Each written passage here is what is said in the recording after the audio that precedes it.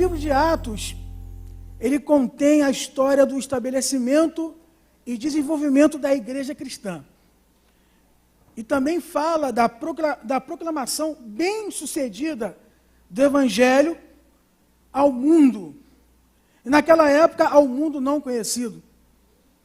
E o livro de Atos, ele narra os 30 primeiros anos da igreja.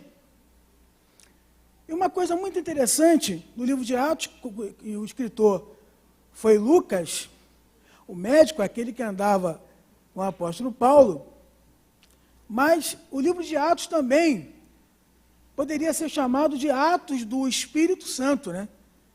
Porque existem mais de 50 menções acerca do Espírito Santo no livro de Atos. E a gente observa o seguinte, né? Como a gente viu o poder de Deus acontecendo lá naquele primeiro século. Como nasceu, como a igreja surge naquele dia do Pentecostes. Que explosão que foi no mundo. O mundo não foi mais o mesmo depois daquele dia. Porque se cumpriu uma promessa que Deus usou o profeta Joel, mais de 800 anos antes de Cristo,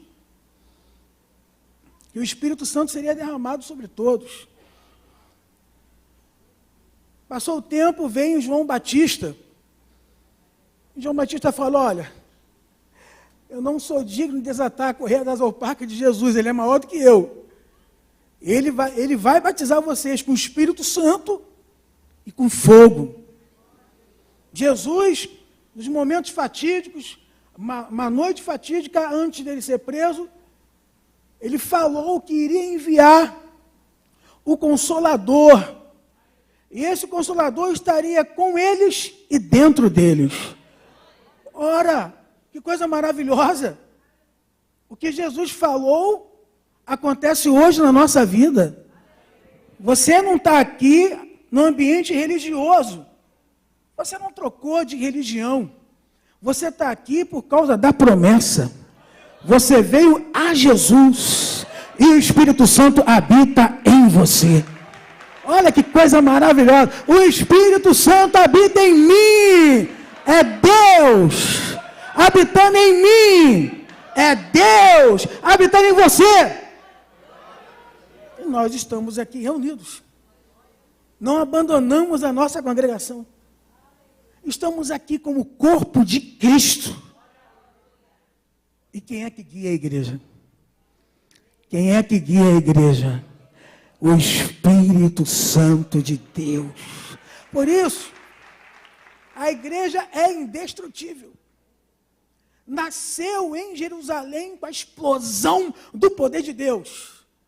Mais de 1 milhão de pessoas, com 16 nacionalidades diferentes, ouviram a pregação do Evangelho por causa deste poder. Quem comanda tudo nesse mundo é o Senhor.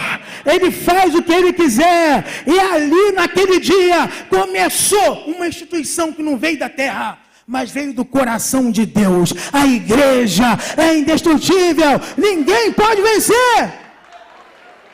A igreja é protegida por Deus.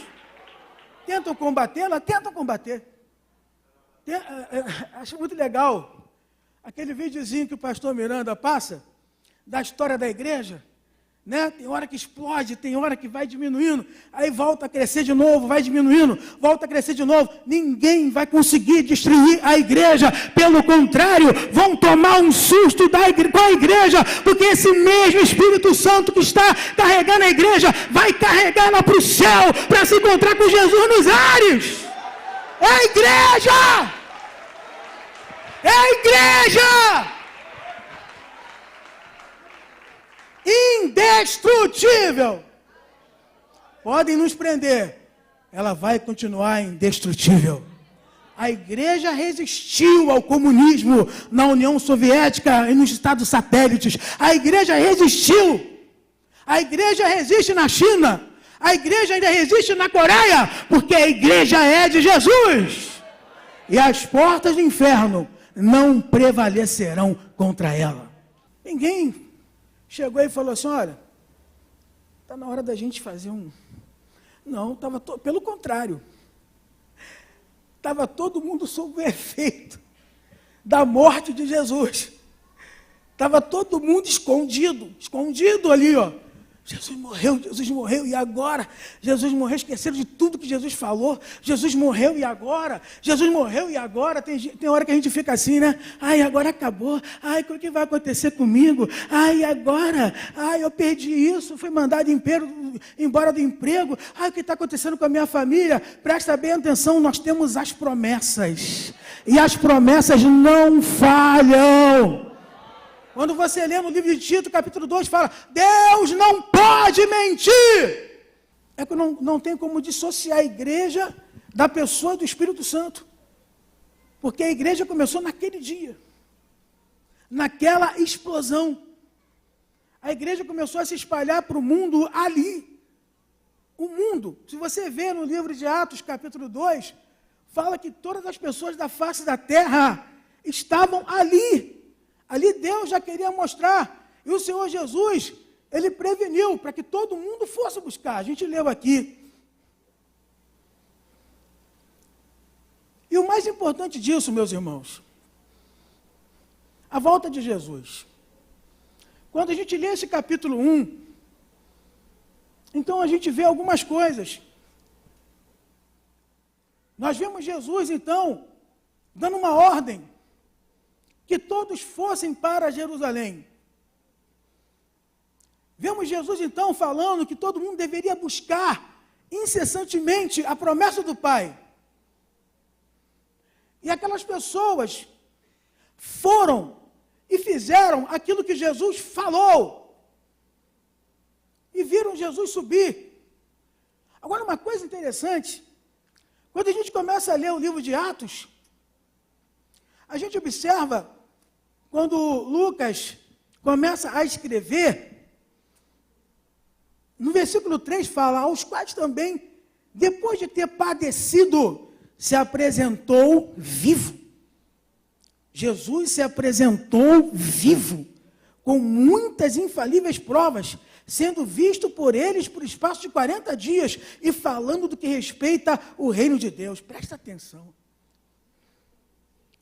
Olha a explosão.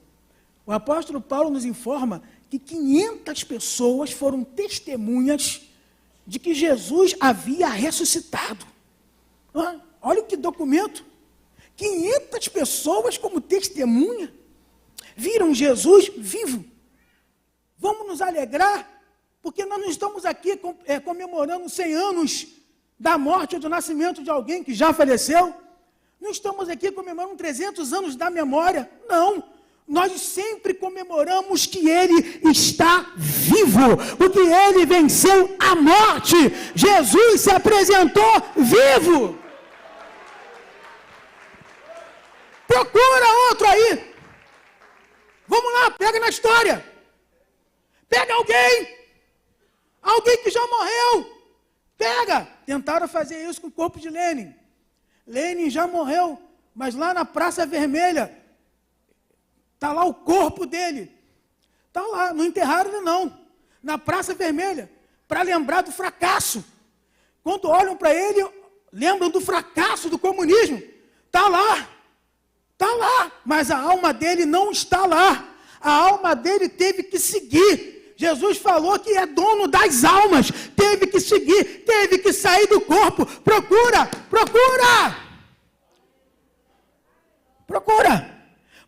os grandes homens que já tiveram nessa terra. Só podem encontrá-los nos seus túmulos. Mas dá uma chegadinha lá em Jerusalém. Dá uma chegadinha lá no Jardim do Túmulo. Já tem aquela presença. E tem aquela frase, Ele não está mais aqui. Ele ressuscitou. É por isso que a gente está aqui nessa noite. Porque Ele está vivo. Se você entrou triste, tem alegria. Se você perdeu as esperanças, pode recuperar. Porque Ele está vivo. Não dá para continuar o mesmo, recebendo a paz dele. O Espírito Santo fala para você que está sendo atribulado nessa noite: paz seja convosco. Oh, glória! Paz seja convosco. O problema é lá na tua casa, paz seja convosco. O problema é lá naquela empresa, paz seja convosco. O problema é lá na escola, paz seja convosco.